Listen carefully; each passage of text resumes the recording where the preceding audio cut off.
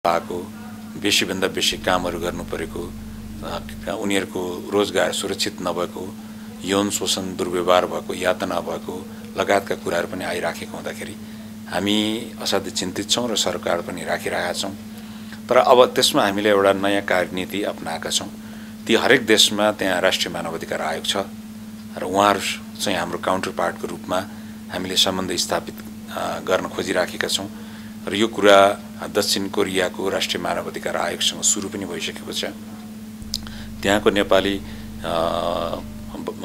यो रोजगारी या त्यहाँ काम गरिराख्ने जति पनि नेपाली मजदुरहरू छन् उहाँहरूको हकियत संरक्षणको निम्ति राष्ट्रिय मानवाधिकार नेपाल र राष्ट्रिय मानवाधिकार दक्षिण कोरियाको बीचमा एउटा मेमोरेन्डम अफ लेटरमा साइन भएको छ, स्मृति पत्रमा साइन भएको छ र नेपालमा कोरियाली जनताहरू नागरिकहरू बसिराखेको छन् भने तिनीहरूका मानवाधिकारको संरक्षणको निम्ति यो आयोगले चासो दिने, सरकार दिने, साथसाथै थुप्रै नेपाली वैदेशिक रोजगारमा गएका नागरिकहरू त्यहाँ काम गरेर राखेको भएकोले उनीहरूको हकियत संरक्षणको निम्ति उहाँहरूकोलाई सजिलो होस् भनेर नेपाली भाषामा नै उजुरीहरू, त्यहाँका सूचनाहरू, जानकारीहरू प्रकाशित गर्ने र त्यो विषयवस्तुमा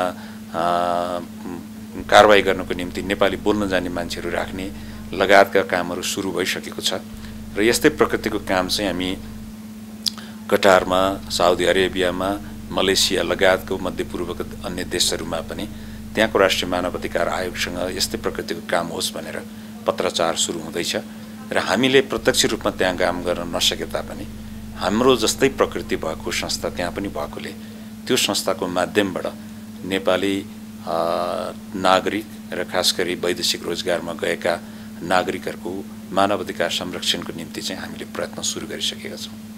र अब मानवाधिकारका विषयवस्तुहरू जन्मदेखि मरणसम्म का मृत्यु पश्चात पनि का घटनाहरूमा पनि आउने गर्दछन्, किनभने स्वतन्त्रताका विषयवस्तुहरू, समानताका सवालहरू, न्यायका कुराहरू, शान्ति समृद्धि र प्रगतिका विषयवस्तुहरू मान्छेको जन्मदेखि मृत्यु पर्यन्तसम्म पनि सांस्कृतिक हक अधिकारका विषयवस्तुहरू पनि छन्। ती सबै क्षेत्रमा त्यो उठ्ने गरिन्छ। तर पनि यहाँले भन्नुभयो जस्तै मान्छे मरिसके पछाडि त घटना भइसक्यो, तर पनि मरिसके पछाडिका घटनाक्रमहरू पनि थुप्रै कुराहरू हामीले उठाइराखेका हुन्छौँ। मान्छे मरिसके पछाडि पनि च्यान खोज्ने कामदेखि लिएर उसको मानवाधिकारलाई रक्षा गर्ने काममा हामी लागि परेकै थुप्रै उदाहरणहरू त छँदैछ। नेपालमा मानव अधिकार रक्षाका क्षेत्रमा काम गर्ने थुप्रै निकायहरू रहेका छन्। यस्तै मध्येको एक निकाय हो एमनेस्टी इन्टरनेसनल, जसले देश र विदेशमा पीडित भएका मानिसहरूको उद्धारका लागि पहल गर्ने गर्दछ। मानव अधिकार रक्षाको क्षेत्रमा काम गर्ने एमनेस्टी इन्टरनेसनल नेपाल शाखाले कस्तो कस्तो काम गर्दछ भनेर एमनेस्टी इन्टरनेसनल नेपाल शाखाका निर्देशक रामेश्वर नेपाललाई सोधेका थियौँ। यसमा एमनेस्टी इन्टरनेसनल आफैले चाहिँ यस्ता घटनाहरूमा जो पीडित पक्षहरू हुनुहुन्छ उहाँहरूलाई चाहिँ हामीले सहयोग गर्न सक्छौँ। सहयोग कुन अर्थमा भने यस्तो घटना मलाई पर्यो, म कहाँ जाने, कसरी न्यायको लागि चाहिँ आह्वान गर्ने भन्ने यदि सम्बन्धित व्यक्तिलाई जानकारी छैन भने वैदेशिक रोजगार विभाग भन्ने एउटा विभागको कार्यालय छ। त्यो कार्यालयले चाहिँ यस्ता घटनाहरूमा चाहिँ जुन यहाँले भन्नुभयो उजुरीका प्रक्रियाहरू त्यहाँबाट प्रारम्भ हुन्छ र अन्त्यमा चाहिँ वैदेशिक रोजगार ट्राइब्युनल नै गठन भएको छ। त्यो ट्राइब्युनलले यो केसहरू त्यो भनेको आफैमा अदालत नै हो र त्यो अदालतसम्म पनि पुर्याउने व्यवस्थाहरू चाहिँ गर्छौँ। र त्यसमा चाहिँ एमनेस्टी इन्टरनेसनलले चाहिँ के मद्दत गर्न सक्छ भने कोही व्यक्ति त्यो अदालत देखेको छैन, यसको कानुनी प्रक्रियाहरू थाहा छैन भनेदेखि चाहिँ हामी उहाँहरूलाई चाहिँ मद्दत गरेर त्यो प्रक्रियामा चाहिँ उहाँहरूको पछि लागेर आखिर यो सबै प्रक्रियाहरू चाहिँ उहाँहरूको आफ्नै हातले गर्नुपर्ने हुन्छ। हामी चाहिँ उहाँहरूको पछाडि लागेर उहाँहरूलाई मद्दत चाहिँ पुर्याउन सक्छौँ। हामीले यतिका धेरै मानवता विरोधी क्रियाकलापहरू खास गरेर खाडी मुलुकका काम गर्ने कामदारमाथि भएका घटना सार्वजनिक भएपछि अब मानव अधिकार आयोगले आगामी कदम कसरी अघि बढाउँछ त भनेर राष्ट्रिय मानव अधिकार आयोगका सदस्य गौरी प्रधानसँग सोधेका थियौँ।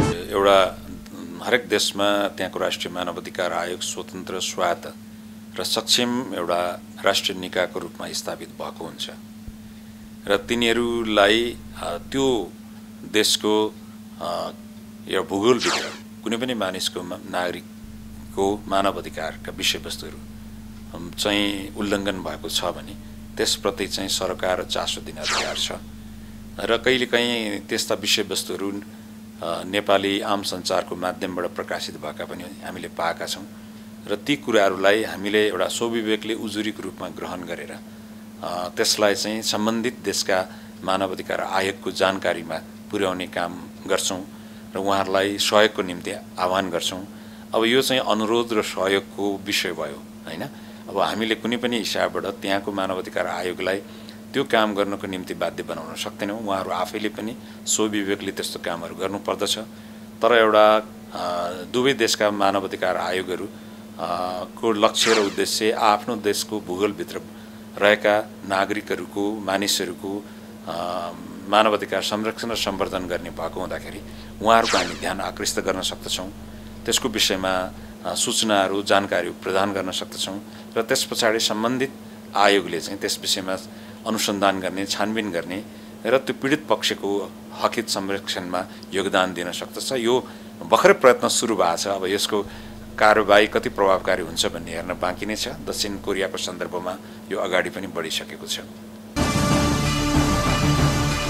दक्षिण कोरियामा केही समय भ्रमणमा गएर फर्किएकी नेहा शर्माको अनुभवमा पनि त्यहाँ औसत केही टाठाबाठा नेपाली कामदार बाहेक अन्यको हालत खराब भएको बताउँछिन्।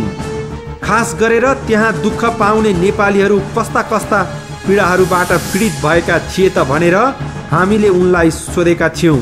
त्यहाँ चाहिँ पैसा कमाउँछु भन्ने उद्देश्यले तर माध्यम चाहिँ कोरियन पुरुषलाई बिहा गरेर जाने माध्यमबाट गएका महिलाहरूको चाहिँ धेरैजनाको त्यहाँ बिचली भएको अवस्था त्यहाँको राजदूतावासमा मैले कुरा गर्दाखेरि पनि पाएँ र महिला कामदारहरूको अनुभवबाट पनि उनीहरूले पनि त्यो कुरा गरे। त्यसको मुख्य कारण चाहिँ के भने यहाँको म्यारिज ब्युरो कम्पनीहरूले उनीहरूलाई झुक्क्याएर हुन्छ नि त्यही तिमी यहाँ बिहा गर तर त्यहाँ गएर तिमी छुटिएर काम गर्न पाउँछौ, छुटिने बित्तिकै तिमी कामदारको रूपमा काम गर र टन्न पैसा कमा आऊ भनेका हुन्छन्। तर त्यहाँको पुरुष जुन कोरियनले बिहा गरेर जान्छ उनीहरूले चाहिँ उसलाई वाइफ बनाएर राख्ने खालको सिचुएसनले गर्दा उनीहरूमा कन्फ्लिक्ट सुरु हुन्छ र कोरियनहरूले चाहिँ एकदमै पिटेर यातना दिएर विभिन्न मानसिक टर्चरहरू दिएर राखेको अवस्था र महिलाहरू धेरै अल्पत्र परिरहेको अवस्था।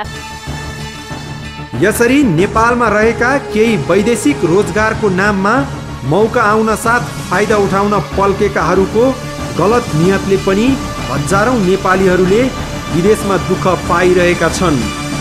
पैसाका लागि मानिसलाई फसाएर चरम यातनाको शिकार बनाउने दलालहरूलाई पनि कारबाही हुनुपर्ने एमनेस्टी इन्टरनेसनल नेपाल शाखाका निर्देशक रामेश्वर नेपाल बताउनुहुन्छ। जो बदमाश नियत भएका व्यक्ति र व्यवसायीहरू छन् ती व्यवसायीहरूले पनि निर्वाध रूपमा काम गरिरहँदाखेरिमा दिन प्रतिदिन यस्ता जोखिमका घटनाहरू बढ्दै जान्छ। एउटा आँकडा सार्वजनिक पनि भएको छ, दिनमा 4 देखि 5 वटा लासहरू पनि आउने गर्छन्। ती सबै लासहरू कालगतिले मात्रै मृत्यु भएका लासहरू छैनन्। यस्तै बदमाशीका कारणले गर्दाखेरिमा जो जोखिममा होमिएका व्यक्तिहरू छन् उनीहरूको पनि लास हो। त्यस कारणले गर्दाखेरिमा कानुन कार्यान्वयन फितलो भएको पनि कारणले गर्दाखेरिमा चाहिँ धेरै नेपाली दाजुभाइ दिदीबहिनीहरू त्यस्तो जोखिममा पर्नु पुगेका हुन्। दक्षिण कोरियामा विगत 7 वर्षदेखि पढाइको सिलसिलामा बस्दै आएका शिवराज पोखरेलको अनुभव पनि त्यति राम्रो छैन। भाषा र अनुभवको कारण केही नेपालीहरूले दुःख पाएका छन् भने अधिकांश बढी पीडित हुनेहरूमा कोरियाली नागरिकसँग विवाहको नाटक गरी गएकाहरू रहेको उनी बताउँछन्। हामीले गएर कति ठाउँमा सहयोग गरेका छौँ हैन, महिलाहरू पनि कति सेल्टरमा गएर हैन ल्याङ्ग्वेजको प्रब्लम यताउता हामीले नै कति सल्झाएका छौँ हैन। त्यस्तो केसहरू छ, नभएको केसहरू नभएको चाहिँ हामीले केसहरू घटिरहेको हुन्छ। केसहरूमा चाहिँ कस्तो कस्तो केसहरू आउँछ विशेष गरेर?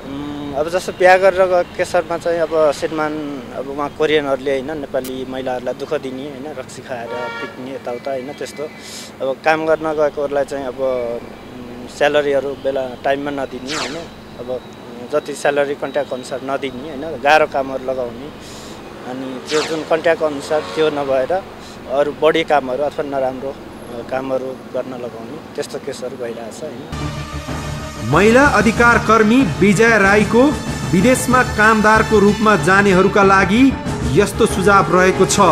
उनी भन्छिन् सम्बन्धित मुलुक र राजदूतावासले काम गर्न गएको मुलुकका कामदारको सुरक्षाको ग्यारेन्टी गर्न सक्छ भने मात्र त्यो मुलुकमा कामदार पठाउनु पर्छ अनि मात्र कामदारमा गएका महिला होस् वा पुरुष दुवै सुरक्षित हुन्छन्। समग्रमा हामी यो भन्छौँ कि देशमा यतिका धेरै रोजगारी सिर्जनाको सम्भावना हुँदाहुँदै पनि राज्य सञ्चालन गर्नेहरूको दूरदृष्टि नभएका कारण नागरिकहरू आर्थिक रूपमा कमजोर भई विदेश जान बाध्य छन्। देशमा रोजगारीको प्रचुर सम्भावना हुँदाहुँदै पनि लगानीको वातावरण नहुँदा विदेशमा रोजगारीका लागि गएको समयमा नागरिकले पाएको चरम यातनाको पीडाले देशलाई दुख्नु पर्छ।